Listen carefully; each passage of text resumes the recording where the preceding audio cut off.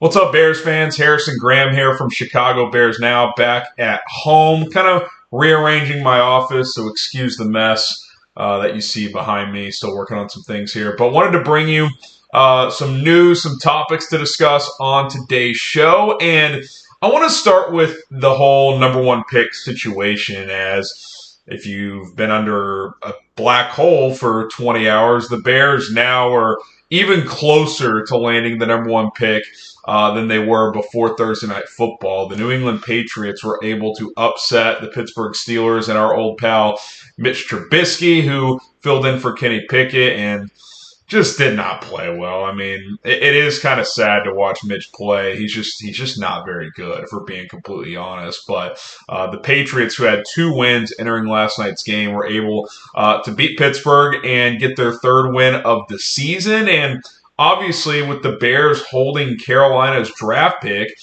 Chicago is now 2 games clear of any other team in terms of landing that selection. So obviously Carolina's got a game this week, but let's say they lose to New Orleans. They would be 1-12, where Arizona and New England would both be at 3-10 because Arizona's off this week, with a month to go. The the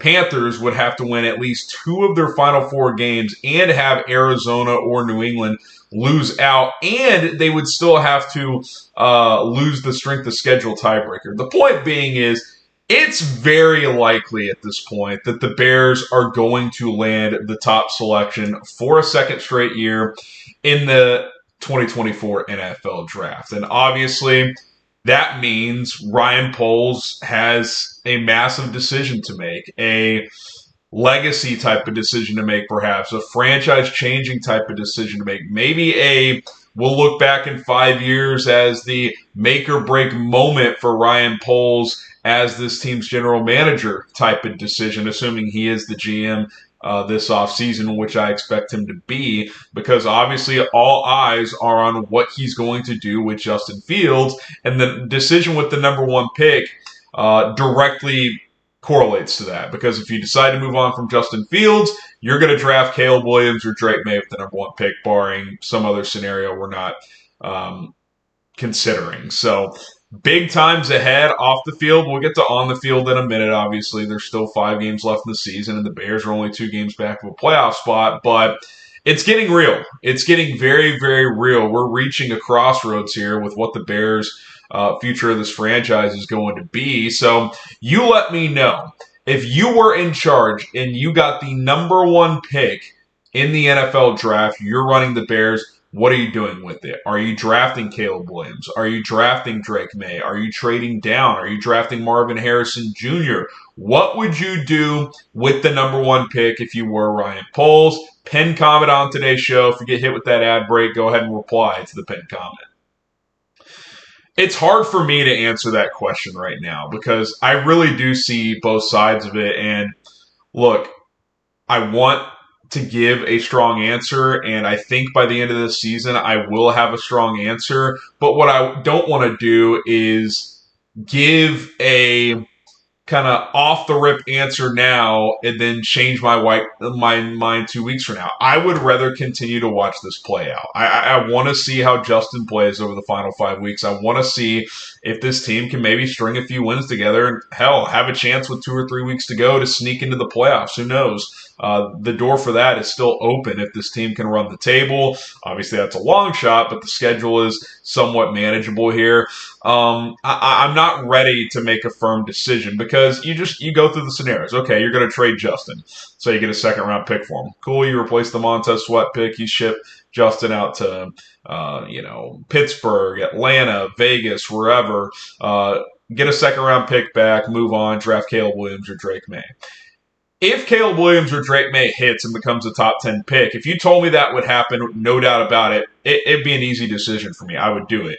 And not even because I don't think Justin Fields can become a top 10 quarterback, because I still think there's a chance he could, but because you're getting that 3 years younger or at least 3 years younger on the rookie contract, resetting there, and you can really still continue to build the roster. Sure, you're not using that one pick to build around the quarterback, but if you told me right now, hey, Caleb Williams will have a 13-year career and he'll be consistently a top 10 quarterback, I'd be like, yeah, man, I'm going to do that.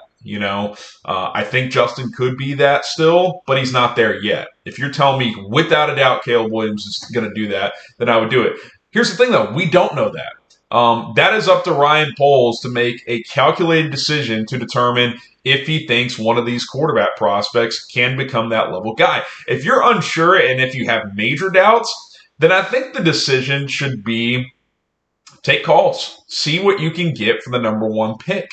Can you find a trade to 2 or 3 with a team like New England? Say New England falls to the 3rd selection and they really want to get a quarterback. Well, they're going to have to jump up to 2 or 1 to guarantee themselves that. That was a bad win for New England, if we're being completely honest. Maybe you fall a spot or 2, take Marvin Harrison, use your own pick, which will likely be in the top 10 unless the Bears get hot here. Pick a stud offensive or defensive player there and continue to build this thing. I like both options. I really do. But I will say this. If you're drafting a quarterback, even though you're not ever going to be 100% sure, you better be convicted with that decision because this fan base loves Justin Fields. This locker room loves Justin Fields. So if you're going to move on from that, the guy you're replacing him with is going to be under a lot of pressure, and he better be able to handle that. Can Caleb Williams handle the spotlight of Chicago, the media scrutiny of Chicago? The idea, or can he own a locker room that really respects Justin Fields right away? Like, these are all things you have to consider. Like, the mental makeup of a quarterback is so critical. And say what you want about Justin Fields. He has handled the outside noise and being the quarterback here in that regard pretty damn well, especially when you consider the amount of shit he's had to deal with. A regime drafting him that was halfway out the door. We all knew it. They were allowed to draft him. Then that same regime tried to scrape together wins with Andy Dalton, gave him all of the reps in the offseason, in training camp. And then when Dalton gets hurt, even though you've given no reps to Justin Fields, you put him in there instead of Nick Foles and make him a sacrificial lamb in Cleveland in his first start. That turned into a rocky rookie year, which became pretty much a waste. His second year, personnel-wise, was even worse than his rookie year. I think the environment was better, but the personnel was worse as Ryan Poles tore down the roster, which we all understand why he did. I'm not saying that was a mistake, but what I am saying is this is the first year where he's had some level of stability, and I still don't think it's like an awesome situation. Now, he's got DJ Moore. Cole Kmet's really come into his own. The offensive line is much improved.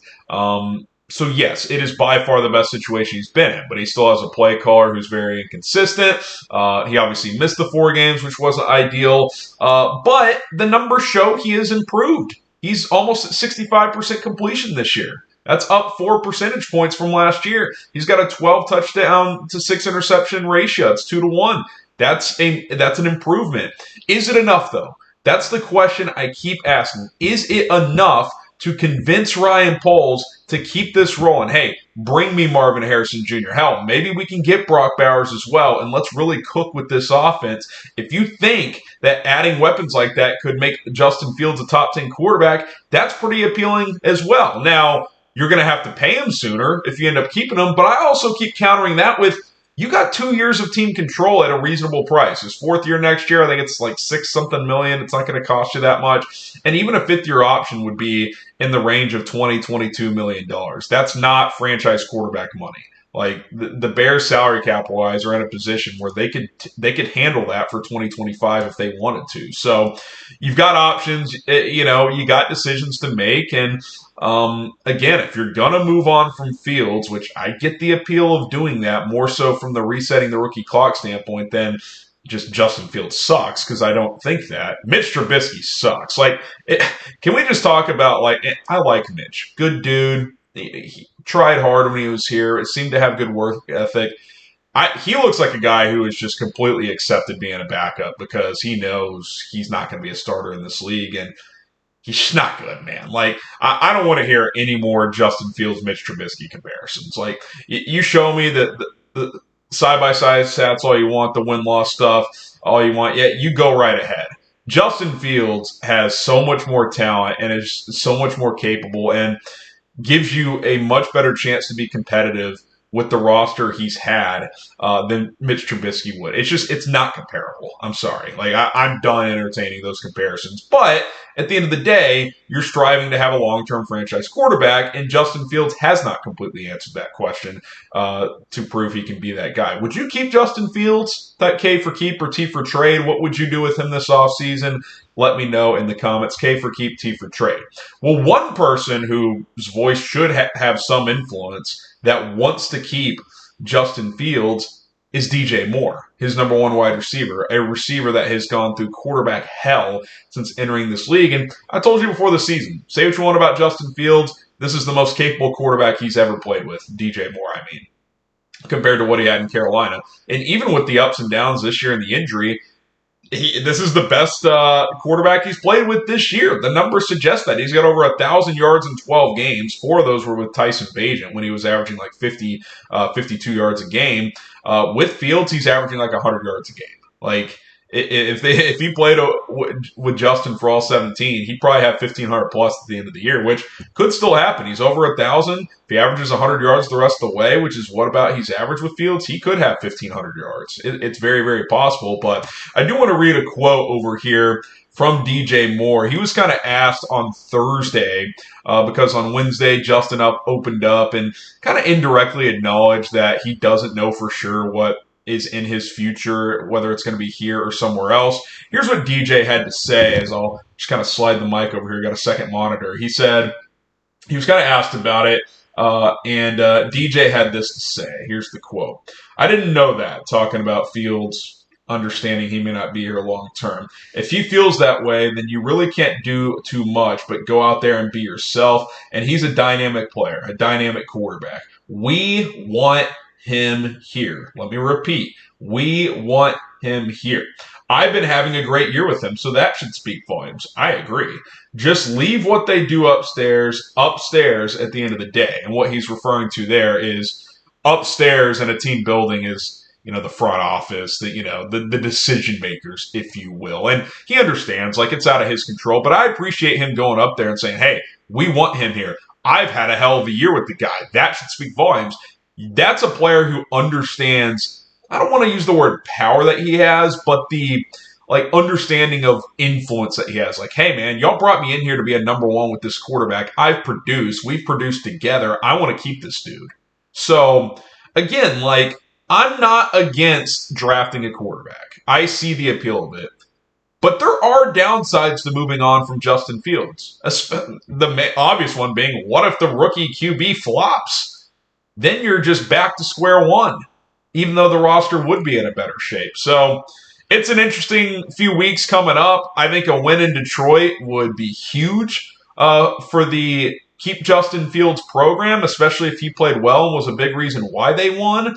I'll say this, that locker room, they have Fields back. I mean, we saw that after the Minnesota game. He stood up there and said, hey, guys, those 2 fumbles can't happen.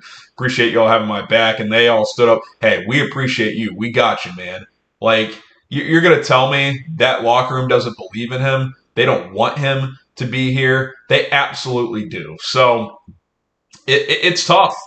This is a unique situation where you're likely going to have the number 1 pick, but you're not really a team worthy of having the number 1 pick. You know what I'm saying? Like, the Bears' own pick, especially if they win a couple games here, will probably be on the back end of the top 10. Like, last year they got the number 1 pick on their own. This year, Carolina is giving them the number 1 pick, which, hey, great work by Ryan Poles. I mean, that trade, just terrific. Even with what C.J. Stroud is doing.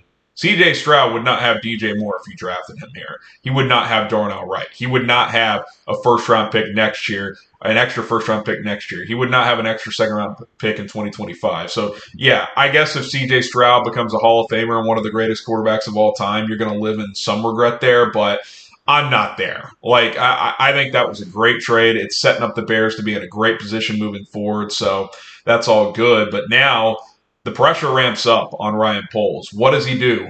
Does he trade Fields and restart, get his own guy because, Fields isn't his guy, if you will. He didn't draft him.